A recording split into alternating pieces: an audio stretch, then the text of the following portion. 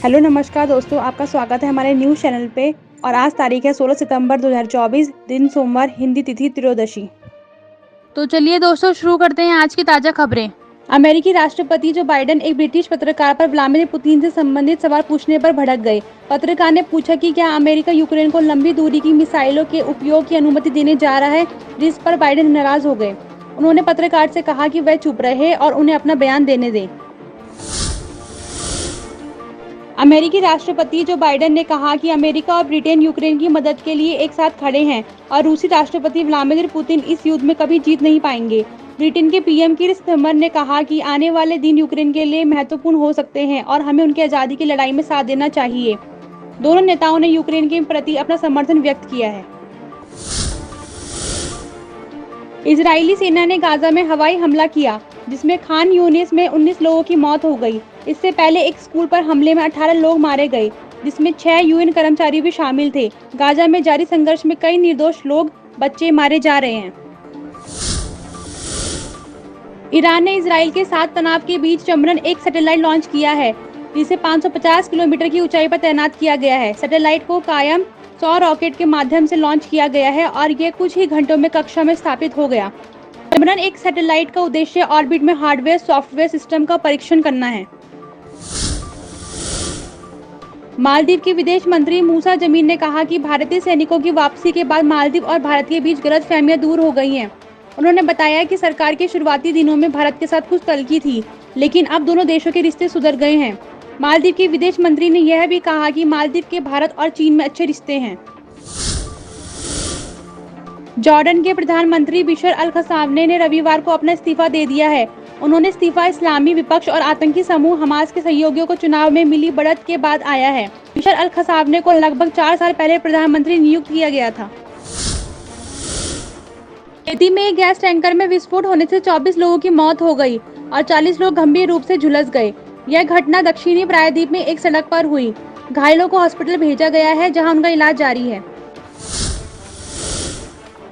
Israel में निर्माण कार्यों के लिए लगभग 10,000 भारतीय श्रमिकों की भर्ती की जाएगी। भर्ती के लिए साक्षात्कार 17 सितंबर से पुणे के औद्योगिक प्रशिक्षण संस्थान में शुरू होंगे। साक्षात्कार के आधार पर वर्कर्स का चयन किया जाएगा। अर्जेंटीना ने फिनलैंड को 3-0 से हराकर डेविस कप फाइनल में जगह बना ली है।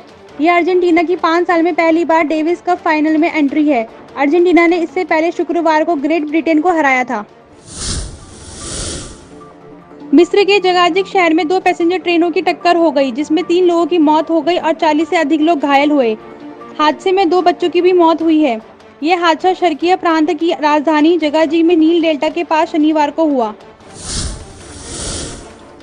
उत्तराखंड सरकार हिंदी दिवस के अवसर पर साहित्यकारों को साहित्य भूषण पुरस्कार देगी, जिसके तहत उन्हें 5 लाख रुपए की राशि प्रदान की जाएगी।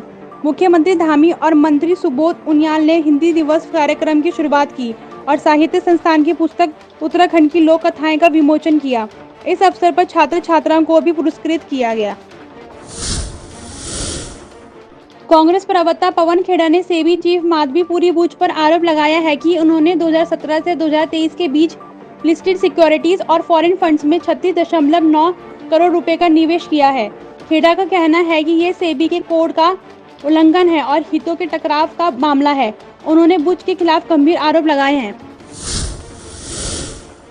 कांग्रेस नेता राहुल गांधी ने वित्त मंत्री निर्मला सीतारमण के साथ एक रेस्टोरेंट मालिक की वीडियो को लेकर सरकार पर हमला बोला। उन्होंने कहा कि छोटे व्यापारियों को जीएसटी व्यवस्था को सरल बनाने की मांग को अनदेखा किया जाता है, जबकि बड़े अरबपति मित्रों को नियमों को तोड़ने और राष्ट्रीय संपत्ति हासिल करने की अनुमति दी जाती है। राहुल गांधी ने इसे सरकार की दोहरी नीति करार दिया। भारत में विकसित किए गए लाइट टैंक जोरावर की सफल टेस्टिंग राजस्थान के जैसलमेर में की गई है। जोरावर की खासियत है कि यह हल्का होने के कारण पहाड़ी इलाकों में तेजी से चल सकता है, इसलिए इसे पहाड़ी क्षेत्रों में तैनात किया जाएगा। इसके सभी परीक्षणों के बाद इसे 2027 तक भारतीय सेना में शामिल किए जाने की उम्मीद है। असम सरकार ने ग्रेड 3 सरकारी पदों की लिखित परीक्षा के दौरान मोबाइल इंटरनेट सेवाओं को निलंबित करने का फैसला किया है। यह प्रतिबंध सुबह 10 बजे से दोपहर 1:30 बजे तक लागू रहेगा, ताकि परीक्षा में गड़बड़ी को रोका जा सके। फिक्स टेलीफोन लाइन और ब्रॉडबैंड कनेक्टिविटी पर यह प्रतिबंध लागू नहीं होगा। केंद्रीय मंत्री नितिन गडकरी ने खुलासा किया कि उन्हें एक नेता ने प्रधानमंत्री पद के लिए समर्थन देने की पेशकश की थी। गडकरी ने कहा कि उन्होंने इस पेशकश को ठुकरा दिया क्योंकि पीएम बनना उनके जीवन का लक्ष्य नहीं है। उन्होंने कहा कि वे अपनी मान्यता और संगठन के प्रति वफादार हैं और किसी भी पद के लिए समझौता नहीं करेंगे। सरकार की सब्सिडी वाली प्याज बिक्री की वजह से देश के प्रमुख शहरों में प्याज की कीमतें कम हुई हैं। दिल्ली में प्याज की कीमत 60 रुपए से घटकर 55 रुपए प्रति किलो हो गई है, जबकि मुंबई में 61 रुपए से 56 रुपए और चेन्नई में 65 रुपए से 58 रुपए प्रति किलो हो गई। सरकार के दखल देने से प्याज की कीमतों पर लगाम लगी है। मुंबई से दोहा जाने वाली इंडिगो की फ्लाइट 7 घंटे से ज्यादा लेट हो गई, जिससे यात्रियों ने हंगामा मचाया। इंडिगो ने बताया कि तकनीकी खराबी के कारण फ्लाइट में देरी हुई। यात्रियों को होटल में ठहराया गया है और उनकी बुकिंग उनके अंतिम गंतव्य के अनुसार की जा रही है। पाकिस्तान के सुप्रीम कोर्ट ने चुनाव आयोग को फटकार लगाई और आरक्षित सीटों पर अपने फैसले को लागू करने का आदेश दिया। इससे पूर्व प्रधानमंत्री इमरान खान की पार्टी को बड़ा फायदा होगा। ये फैसला प्रधानमंत्री शहबाज शरीफ के सत्तारूढ़ गठबंधन के लिए एक बड़ा झटका है। दिल्ली के लॉरेंस रोड में एक जूता फैक्ट्री में भीषण आग लग गई है। आग बुझाने के लिए दमकल की 20 गाड़ियां मौके पर पहुंच गई हैं। आग तीसरे मंजिल तक फैल गई, लेकिन अभी तक किसी की हताहत होने की खबर नहीं है। दिल्ली के मुख्यमंत्री अरविंद केजरीवाल ने सीएम हाउस खाली करने की तैयारी शुरू कर दी है। रिपोर्ट्स के अनुसार केजरीवाल अगले 15 दिनों में सरकारी आवास छोड़ देंगे। इस्तीफे के बाद केजरीवाल के इस कदम ने दिल्ली की राजनीति में हलचल मचा दी है। पश्चिम बंगाल के मालदा जिले में कांग्रेस नेता की गोली मारकर हत्या कर दी गई। उन पर बम से भी हमला किया गया, जिससे इलाके में सनसनी फैल गई। पुलिस घटना की जांच कर रही है और हत्यारों की तलाश जारी है। दिल्ली के मुख्यमंत्री अरविंद केजरीवाल ने ऐलान किया है कि वे 2 दिन बाद अपने पद से इस्तीफा दे देंगे। उन्होंने कहा कि अगले चुनाव में अगर लोग उन्हें ईमानदार समझते हैं तो वे फिर से सीएम बनेंगे। तब तक किसी और आम आदमी पार्टी नेता को सीएम बनाया जाएगा। बांग्लादेश की टीम को पाकिस्तान के खिलाफ टेस्ट सीरीज जीतने पर 3.2 करोड़ बांग्लादेश टका भारतीय रुपए में 2.25 करोड़ का इनाम दिया गया है। यह इनाम बांग्लादेश की अंतरिम सरकार द्वारा दिया गया है। इनाम का एक हिस्सा बाढ़ पीड़ितों की सहायता के लिए दान किया जाएगा। बीजेपी ने हरियाणा विधानसभा चुनाव के लिए नायब सिंह सैनी को सीएम फेस बनाया है। केंद्रीय मंत्री धर्मेंद्र प्रधान ने इसकी घोषणा की और कहा कि बीजेपी सैनी के नेतृत्व में चुनाव लड़ेगी। जजपा नेता दिग्विजय ने कहा कि अनिल विज को पहले ही सीएम बन जाना चाहिए था। जम्मू कश्मीर के कठुआ में सुरक्षा बलों पर आतंकियों ने फायरिंग की है, लेकिन किसी के घायल होने की खबर नहीं है। यह हमला सर्च ऑपरेशन के द्वारा हुआ। सुरक्षा बलों ने इलाके की घेराबंदी कर ली है और सर्च ऑपरेशन जारी है। नेशनल कॉन्फ्रेंस के अध्यक्ष फारूक अब्दुल्ला ने बीजेपी पर निशाना साधते हुए कहा कि वे 5 साल से जम्मू कश्मीर पर शासन कर रहे हैं, लेकिन आतंकवाद अभी भी जारी है। उन्होंने कहा कि बीजेपी ने हमेशा आतंकवाद के लिए अनुच्छेद 370 को जिम्मेदार ठहराया, लेकिन अब अनुच्छेद 370 नहीं है, फिर भी आतंकवाद क्यों जारी है। उन्होंने सवाल किया कि सारे हथियार कहां से आ रहे हैं। प्रधानमंत्री मोदी ने जमशेदपुर में एक चुनावी रैली में पूर्व मुख्यमंत्री चंपई सोरेन का नाम लेकर मौजूदा मुख्यमंत्री हेमंत सोरेन पर निशाना साधा। उन्होंने कहा कि चंपई सोरेन को अपमानित करके हटाया गया, जिससे झारखंड के गरीब आदिवासियों को चोट पहुंची। मोदी ने हेमंत सोरेन पर मुख्यमंत्री की कुर्सी कब्जाने के लिए चंपई सोरेन का अपमान करने का आरोप लगाया।